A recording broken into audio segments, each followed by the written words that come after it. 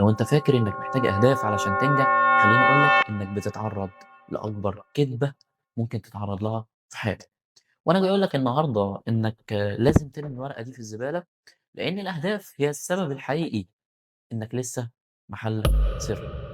أنا يوسف عصام وهدفنا في القناة دي إن إحنا نحقق أهدافنا ونطوّر من مهاراتنا بأفضل شكل وأسرع وقت ممكن. أهلًا بيك يا صديقي في حلقة جديدة بعد غياب مدة طويلة جدًا، وحلقة هي الأهم في بداية عام جديد بإذن الله يكون الأفضل لكم ولنا.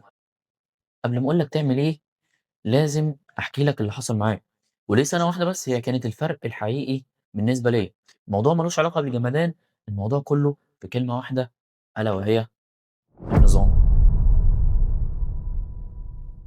كما قال المتنبي: لم أرى في عيوب الناس شيئا كنقص القادرين على التمام. إذا الهدف مش هو اللي عمل الفرق، الأهداف بتبني أحلام، النظام هو اللي بيحقق طريق الأحلام ده. تخيل معايا واحد متحمس في السنة الجديدة، اشترى كورسات واشترك في الجيم واشترى الكتب اللي كان محتاجها، وأول أسبوع عدى كأنه بطل خارق، ولكن ما هي إلا أيام معدودات حتى انطفأ جمر الحماس وتبخرت الأحلام.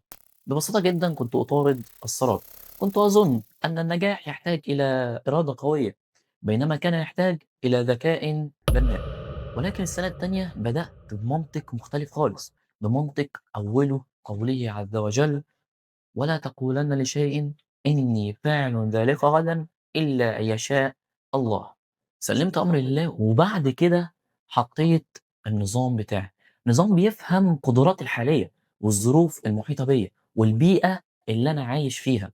ببساطة جدًا كنت باصص للتروس بتاعة كل يوم، ما كنتش باصص للهدف بس، كنت باصص لإني أتتبع كل هدف أنا عايزه في اليوم أو كل مهمة عندي في اليوم، ما كنتش باصص لوهم الحماس.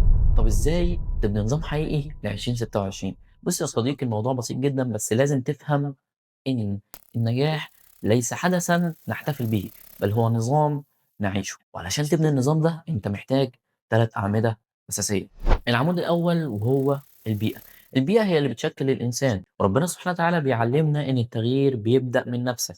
ربنا سبحانه وتعالى بيقول: إن الله لا يغير ما بقوم حتى يغيروا ما بأنفسهم. وأنت عندك هنا التغيير بيبدأ من نفسك ومحيطك. ببساطة جدًا علشان ما تضيعش قدّام المشتتات الكتير اللي في عالمنا الحالي. وأنت لو ما قدرتش تسيطر على بيئتك، صدّقني مش هتقدر تسيطر على نظامك. ولو أنت عملت بيئة صح، صدّقني نظامك هيبقى صح. والعمود التاني هو باسميه بروتوكول ال15 دقيقة، كقول الرسول صلى الله عليه وسلم: أحب الأعمال إلى الله أدومها وإن قل.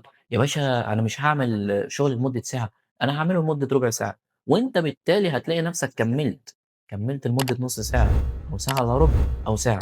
أنت عوّد نفسك بس إنك تبدأ خلال ربع ساعة، قُل أنا هاشتغل لمدة ربع ساعة. هتلاقي نفسك أنت منغمس أكتر في الشغل ومش عايز تقوم. وخُد بالك إن الاستمرارية في النظام أفضل من الحماس للهدف. العمود التالت وهو تتبُّع السفينة.